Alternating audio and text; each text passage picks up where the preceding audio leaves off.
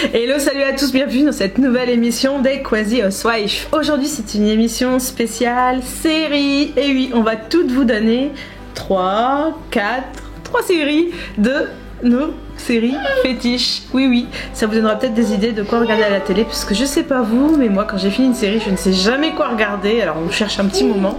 Du coup, quand vous aurez fini votre série, vous repenserez Crazy Housewives et vous pourrez venir retrouver la vidéo avec toutes nos idées. Et je vous avoue, il y en a, je ne connaissais pas et ça me donne très envie.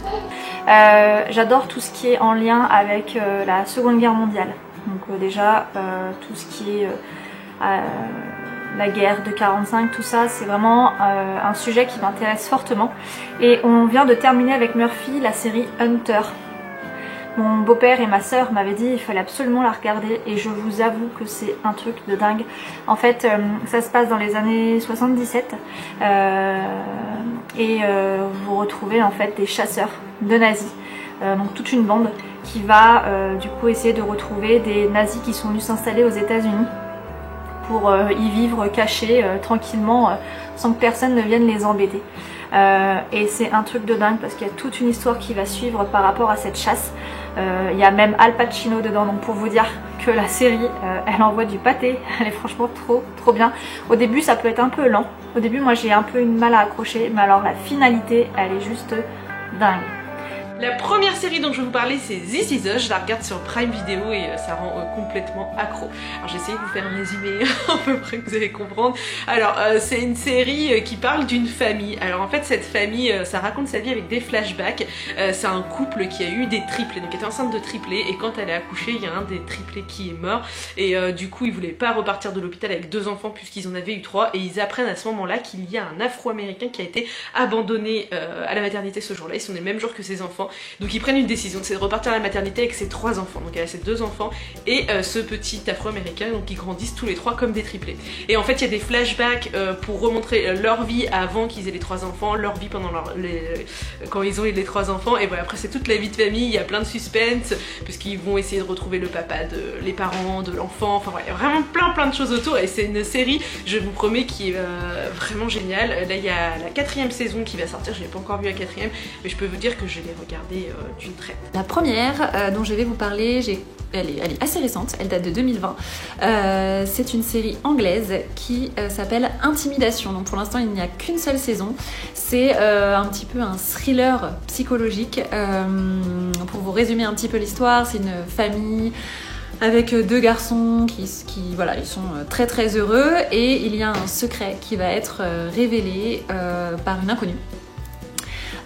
Qui va faire complètement basculer leur vie, ce à quoi en fait la femme va disparaître. Le mari va donc partir à sa recherche, sauf qu'il va se passer des choses terribles lors de cette recherche. Voilà, il va se passer, il va découvrir d'autres choses, voilà, et comme je vous ai dit, c'est un thriller un petit peu psychologique qui fait beaucoup réfléchir. Il y a beaucoup d'histoires, vous savez, qui se regroupent finalement, et voilà, j'ai vraiment adoré. Si vous aimez un petit peu ce genre de série, n'hésitez pas à aller voir Intimidation, c'est top. Alors ma première série, c'est une série qui est pas toute neuve du tout, c'est Desperate Housewives. J'ai adoré, je pense que vous aussi. Ces mamans qui gèrent comme ils peuvent le quotidien avec leur loulou, c'était tellement... moi j'ai tout simplement adoré. Bon pour cette première série, je vais vous parler tout simplement des 100. Et puis j'ai un petit assistant qui est venu s'asseoir à côté de moi, bon tant qu'il est sage, hein, on croise les doigts, confinement oblige. Voilà, je voulais vous parler des 100, c'est une série que j'aime beaucoup. Donc c'est en fait, il se passe un drame sur la Terre est inhabitable, et juste avant que cet accident arrive, une navette s'en va dans l'espace. Ces personnes vont avoir des enfants, et beaucoup d'années plus tard, ils décident de retourner voir si la Terre est habitable. Donc qu'est-ce qu'ils font? Ils vont envoyer une sélection d'ados, 100 en l'occurrence, sur la Terre, et il va leur arriver plein de choses, ils vont devoir se battre pour survivre. Voilà, donc une série qui est très prenante, on a vite envie de savoir la suite. Au fur et à mesure des émissions, on a envie de savoir la suite. Il y a énormément de saisons, si je vous dis pas de bêtises, il y en a même 7.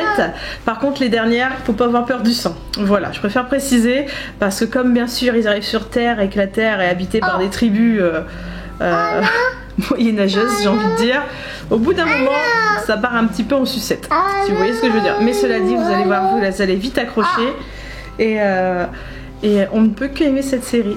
T'as quelque chose à rajouter, toi? Ah bon, voilà, pour ma première série coup de cœur. Toujours dans la continuité série sur les nazis, on est sur Le Maître du Haut Château, donc une autre série, pareil, qui elle se passe dans les années 60, à peu près. Donc c'est comme si que la guerre de 45, nous l'avions perdue, en tout cas les États-Unis.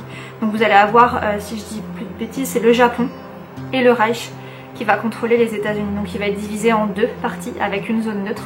Et c'est pareil, il va y avoir des résistants qui vont essayer de faire passer des vidéos qui pourraient changer le cours du monde. Donc je vous en dis pas plus parce que sinon je vais vous tuer l'histoire.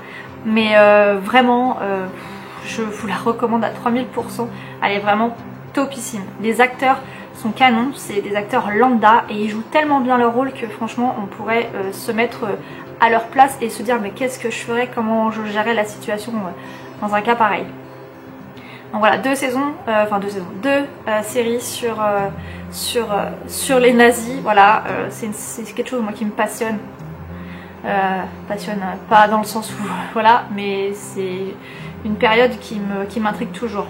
La deuxième série dont je vais vous parler, c'est une série française qui s'appelle Le Bazar de la Charité. Vous pouvez la retrouver sur Netflix. C'est une mini-série, il n'y a qu'une saison. J'étais pas très emballée au départ parce que je suis pas super série française, mais que j'en ai entendu tellement de bien que je me suis dit que j'allais regarder et je l'ai dévoré en quelques soirées. C'était vraiment génial. Par contre, j'ai beaucoup pleuré. Je vous ai dit c'était des séries tristes, mais vraiment elle vaut le coup. Donc c'est une série française, il y a Camille Lou, l'actrice et chanteuse qui joue dedans, elle joue vraiment très bien dans ce film. Donc je vous explique un peu l'histoire, c'est basé sur une histoire vraie. En 1897, il y a le Bazar de la Charité. C'est un lieu à Paris où il y a des marchés qui a pris feu et en fait tous les hommes se sont enfuis les premiers, il y a beaucoup de femmes et d'enfants qui sont morts et donc dans cette série ça part de cet incendie et il y a 3 survivantes, 3 femmes dont Camille Lou et ça va raconter en fait leur histoire, ce qui se passe après.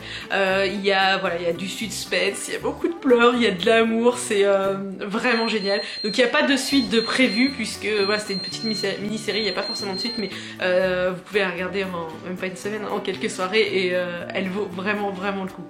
Ensuite, la deuxième série dont je vais vous parler, c'est une série américaine, c'est What If. Donc je ne sais pas si vous connaissez, elle date celle-ci de 1 an à peu près je pense. Elle est avec Renée Zellweger et Blake Jenner. C'est l'histoire en fait d'un couple qui lance son entreprise pharmaceutique et ils sont prêts à tout vraiment pour la faire marcher. Même à accepter un accord moralement discutable on va dire et surtout très mystérieux en fait parce que voilà il va se passer quelque chose entre deux personnes et tout va être très mystérieux, ça va vraiment être un lourd secret voilà et puis la série tourne autour de ça et c'est voilà, c'est très mystérieux et ça tient en haleine jusqu'au bout. Donc elle est aussi très chouette cette série, je vous la conseille vivement. Ensuite j'ai eu un coup de cœur récemment sur Netflix avec la série Les Demoiselles du téléphone. Je vous en ai beaucoup parlé parce que clairement c'est vraiment pour moi la série. C'est l'une des meilleures séries Netflix pour moi, je dis bien pour moi. Si je devais vous résumer un peu l'histoire, c'est des femmes qui se retrouvent à travailler pour une compagnie de téléphone et on voit un peu leur situation actuelle en 1920. La femme n'était pas considérée comme elle est considérée aujourd'hui. Alors pour moi, oui, c'est quelque chose qui me touche beaucoup. Il y a eu du travail de fait, mais comme vous le savez, le combat n'est pas terminé. Alors si vraiment j'ai une série à vous conseiller, c'est celle-ci. Alors, ma deuxième série fétiche sur Netflix, c'est Shadowhunter. C'est des jeunes en fait, encore une fois, je me rends compte. Alors il y a un peu tout type. Il y a des démons, il y a des anges, il y a des vampires. Ils sont pas forcément super méchants et en fait ils se battent contre les méchants pour obtenir un certain équilibre en fait. Voilà. Mais surtout il y a du romantisme. Il y a un petit couple qui va se former, qui va se chercher et j'avoue que c'est super prenant parce que tout le monde du film, eux, ils ont envie qu'ils gagnent leur petite guerre. Voilà, parce que c'est quand même une petite série d'action, mais en même temps, on aimerait bien que, comme dit Papa Plume, que ça pécho. Voilà, donc voilà, on a envie de passer à l'épisode suivant pour savoir, c'est gentil et c'est prenant. Voilà. Ensuite, tout autre domaine, on part sur Shameless, la version US. Alors là, c'est une série de folie. Il y a 10 saisons. C'est en gros la famille Gallagher. La famille, mais avec un père complètement irresponsable, alcoolique, drogué, qui vit des allocations familiales et qui dilapide tout l'argent qu'il touche sans même en faire profiter à ses propres enfants. Donc il a une fille, Fiona, qui s'occupe de sa petite sœur et de ses 4 frères. Donc en fait la grande sœur s'occupe de tout le monde et le père en gros lui fait sa vie. Leur maman les a abandonnés et voilà, ils vont devoir survivre et trouver des moyens à chaque fois pour pouvoir vivre et survivre au jour le jour. Et il faut surtout savoir que cette série, elle est tournée sur le ton humoristique, mais toujours pour traiter des sujets assez délicats comme l'alcoolisme, la sexualité, l'homosexualité, les genres. Ça va être aussi sur les cultures, quoi d'autre. Enfin, ça va gérer plein de choses au quotidien. Et on est vraiment sur voilà, de la population vraiment populaire des États-Unis, et notamment là ça se passe à Chicago. Donc franchement la série elle est juste folle. Franchement on a bien rigolé avec Murphy avec cette série là, on l'a pas fini, on est à la saison 9, il nous en reste une. Et franchement on s'ennuie pas du tout avec cette série et on se dit mais complètement ils sont dingues et on se dit mais vraiment c'est un condensé de plein de choses mais qui j'en suis sûre existent réellement dans certaines familles, donc c'est assez dingue. La dernière série dont je vais vous parler, c'est La Servante écarlate. Celle-ci, vous pouvez retrouver sur Prime Video. Et cette série, ça fait très longtemps que j'ai pas été tenue en haleine comme ça. Damien, le soir, il s'endormait sur le canapé parce qu'il était fatigué. Et moi, je regardais jusqu'à des 2h du matin. Et en fait, là, il y a la 4e saison qui va sortir. Je crois que c'est la 4e. Et donc, je pensais avoir encore des épisodes. Et un soir, je me suis mis devant la télé, je n'avais pas la suite. Et j'étais vraiment en transe parce que cette série, je la trouve exceptionnelle. Alors, c'est basé d'un livre de science-fiction, je crois, des années 85-87 et donc je vous fais un peu le synopsis pour le résumer quoi. En fait c'est aux États-Unis dans fin du 20e ou 21e siècle, je sais plus, enfin voilà, à notre époque il y a un groupe religieux qui prend le pouvoir aux États-Unis. Donc en fait ils tuent tous les gens qui résistent et puis ils mettent leur religion en place. Et en fait leur religion c'est que la femme elle n'a plus aucun droit. Les femmes elles sont en différentes catégories. Donc il y a les épouses qui sont là pour gérer la maison et puis voilà être les femmes de leur mari. Après il y a les Martha c'est celles qui tiennent la maison, qui font le ménage, la bouffe. Et puis il y a après les servantes écarlates. Donc les servantes écarlates ce sont les femmes qui sont là pour procréer, puisqu'en fait c'est un peu dans le futur et du coup il y a eu trop de pollution, tout ça, et en fait les femmes elles ne sont plus fertiles. Donc celles qui sont fertiles et ben elles sont dédiées à voilà, aller dans les familles et puis elles doivent faire des enfants avec le chef de famille voilà, pour qu'il y ait de la natalité. Et en fait c'est une série mais qui est génialissime, qui fait aussi un peu peur sur la condition de la femme parce que du jour au lendemain en fait on enlève les comptes bancaires aux femmes, on leur enlève leurs droits, on leur enlève tout et elles sont divisées voilà, par cas. Celles qui sont pas mariées vont devenir servantes, celles qui ne sont plus fertiles qui ne sont plus fertiles et ils vont être envoyés en colonie pour travailler avec des déchets radioactifs, voilà. Et elles sont divisées en castes et puis après bah, elles ont plus qu'à subir et c'est terrible comme série, c'est poignant, c'est voilà. En plus les servantes sont arrachées à leur famille, arrachées à leurs enfants, donc quand on est maman ça nous prend aux tripes. Cette série est génialissime. Et bon par contre ça fait encore beaucoup pleurer, je vous ai pas parlé de séries qui vont vous faire marrer mais elles sont vraiment topissimes. Je ne sais pas si vous connaissiez déjà ces séries ou si vous allez les découvrir, mais je vous les conseille fortement, franchement je les adore, j'ai hâte de voir la suite. La prochaine fois je vous présenterai peut-être d'autres séries si vous aimez ça, et je peux vous en présenter des plus drôles parce que pour le coup c'était pas très fun, mais voilà, je vous dis d'aller regarder. En ce moment je regarde Scandale, c'est une vieille série mais je suis à fond dedans et tous les soirs je très hâte de retrouver ma télé. J'espère que cette émission vous a plu et je vous retrouve la semaine prochaine. Et enfin, une autre série que j'ai aussi beaucoup appréciée qui s'appelle Reine du Sud. C'est vraiment 3 séries complètement différentes qui n'ont rien à voir. Cette série-là est aussi une série américaine. Il y a 4 saisons. Et là, c'est plus tout ce qui tourne autour des cartels de la drogue, vous voyez. Donc d'habitude, je suis pas tellement fan de ce genre de série. Mais là, vraiment, j'ai adoré. J'ai même hâte qu'ils sortent les saisons d'après. C'est en fait une femme qui déjà de base aime vivre dangereusement puisque du coup elle vit avec un trafiquant de drogue qui fait beaucoup de profits mais bien sûr qui risque sa vie comme tous les trafiquants et